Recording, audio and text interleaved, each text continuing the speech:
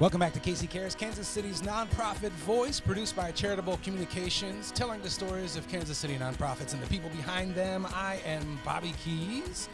And we have Bruce. And I'm Ruth Biggest. We're together, but apart. Right? Together, separate but apart. Yes, separate but apart. Still doing the good stuff, though. We are doing the good stuff, and thank goodness all the nonprofits in and around our community are doing great things.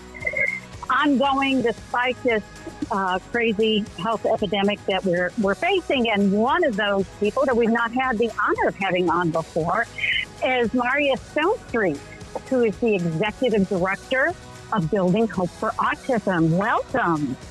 Thank you. I'm really glad to be here. Thank you for asking. Absolutely. And I have to tell you, this was the social media that caught my eye with you because, yes, folks, if the name Stonestreet sounds familiar, there is a relationship with Mauria and a guy named Eric who stepped up to help you out. So tell us a little bit about that and the connection. He sure did. Not the first time. He's a good brother, and just so thankful that he did that, especially once everything happened. I knew he was going to do it before everything started going on with the coronavirus, but certainly helped because April is Autism Awareness Month, and everything we had planned for the month of April has either been canceled or postponed. So that was great that he was able to do that. But one day he called me and told me he was going to be on Celebrity Who Wants to Be a Millionaire, and that he would be playing for Building Hope for Autism. And won't come to a surprise to many people that know me, but I'm a crier, and so I started crying, and I was like, "Oh my gosh, thank you so much!" And it was really great. So how much was he able to help you all? He won a total of $125,000. He did play for two charities, so he's only able to mention one on air. The other charity he is giving, he split it, is the nurse navigation program through the KU Cancer Center, which has a near and dear place to our family's heart. We've been dealing with that area of in our family 3 different ways. So it's really nice that he's able to give. He's just a generous person, period. He's no secret to Kansas City, and Kansas City loves him. But I loved him first. Well, that's great. And that's so nice that he did that. And what great visibility for you. Yeah, it's been amazing. It's been great. So because we're brand new. We're just a year old. In April. Well, let's talk about that. You're a newbie.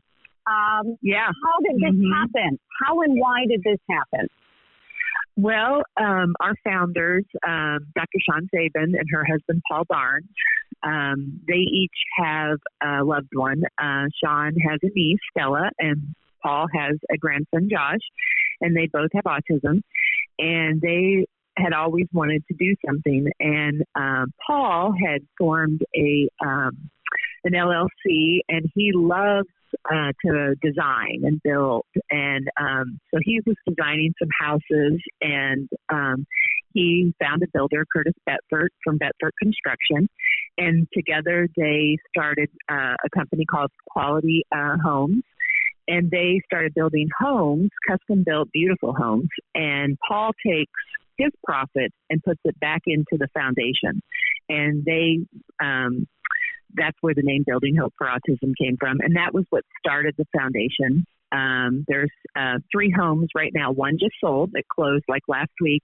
There's 2 more available. They're out south in the Terry Brook Farms neighborhood. They're beautiful, mid-century, kind of modern-looking homes. They're very beautiful. And then when those sell, the foundation gets Paul Barnes and Shawn Sabin's portion of the proceeds. Those profits go back into our foundation. And that's one way we're funded. That was not the only way we're funded. We, always are taking donations, and we love volunteers. but it'll certainly help when those other two homes sell as well. Wow. So what are some of the other ways that you go about raising funds? And then we dive into what you do with the money. Yeah, well, last year we launched in April at Brown's Irish Market, and we just kind of like had an open house, and people came, and we did quite well that day. I was surprised that they asked me to say something during the day, and I had the full-on Sally Field. People like me; they really like me. Like people showed up, and we made money, and it was far more than I expected. So it was wonderful. And we had a couple other little fundraisers. And then we had a kind of a bigger one in August. We had a band play. They were amazing. The Opinions, local band. And they were great. And we had it at a place in Overland Park called The Shack. And we had a silent auction. It was great. For our first fundraiser, we did really well. We were really pleased. Our first big one. And then what we do with the funds and what we're about at Building Hope for Autism is really being a connector. We really want to connect everything that's already happening here in Kansas City. There's already a lot of really good things happening. We didn't want to do a camp for kids with autism, but there's already a great program, Camp Encourage. So we help support them. We didn't want to start programming for individuals with disabilities to find jobs, especially people with autism, but there's already somebody in Kansas City that's doing a really good job with that. That's Summit Future Foundation. So we really want to connect and support and help other organizations that are already doing really good things in Kansas City. And then we like building the community. And in supporting that community, we supported and sponsored the Kansas City Ballet's performance. They do a sensory performance of the Nutcracker. And it's a beautiful night. They limit the amount of people that come. Families can bring their kids. It's a great time just for parents not to worry, if their child makes a noise and someone looks at him like you need to leave. Everyone in there is doing that. It's great. And then we offer family fun days. We had our first one in November. We were supposed to have one in May, but we're not going to be having that. We're going to postpone it. But the Jewish Community Center was amazing. Building great relationships with community partners in Kansas City is something we really pride ourselves on. And they offered their space for free. We had the funnel cake truck guy come out. We had Tracy Shaved Ice. We had Carnival Game Slugger from the Royals came. We had face painting by Sister Act face painting. Everything was free. And so we had about 100 people show up, families, and it was great. Everyone had a great time. Barbecue was done by Smoke on Wheels Barbecue here in Kansas City. And we were able to do that for about $300. So that was all we put out of our pocket. So having things like that to do for families that they know they can come and feel safe and not judged and it's not just for families with autism. We encourage everyone to come because that's what we want our kids to be included. So we want to include everyone else. That's wonderful. It was a great day. So this is something that's personal to me because my nephew, he was on the spectrum. He was at the age of 5. The organization that you just mentioned, but they gave him a job and he helps. He does a wonderful job out there, and that's awesome that there are programs that are catering to people who are on the spectrum. The autism spectrum. Yes. And we also received a grant from Shawnee Mission Rotary Club. And with that grant money, and then we're also going to be adding to that with the funds from Who Wants to Be a Millionaire, we have started a sensory project.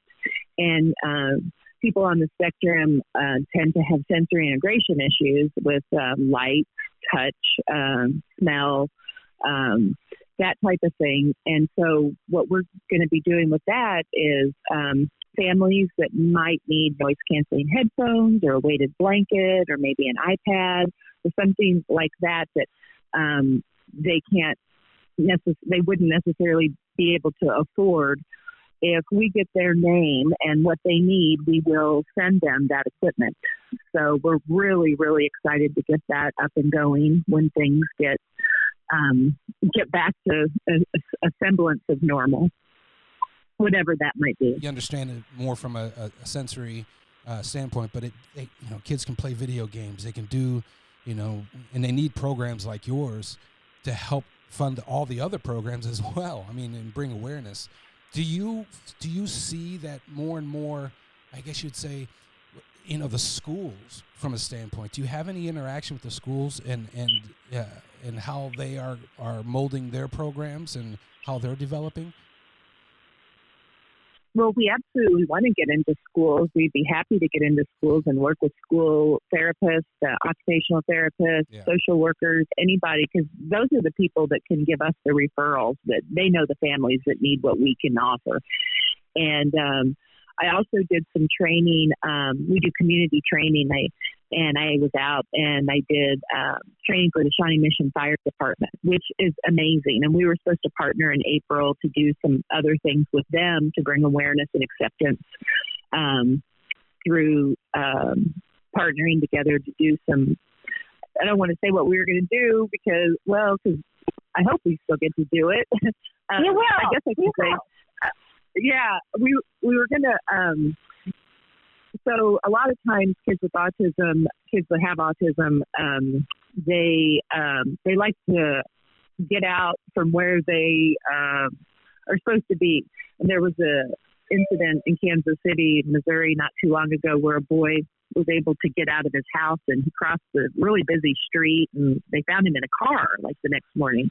And so one of the things that when I was brainstorming with the police chief was, very inexpensively, you can put sensors on exterior doors that sound when the door opens. And so we were thinking about partnering with them. The details hadn't been ironed out yet. And we would provide those sensors, and a firefighter would go out with us to install them. So we're hoping we still get to do something like that. So it's little things like that can make a huge, huge impact.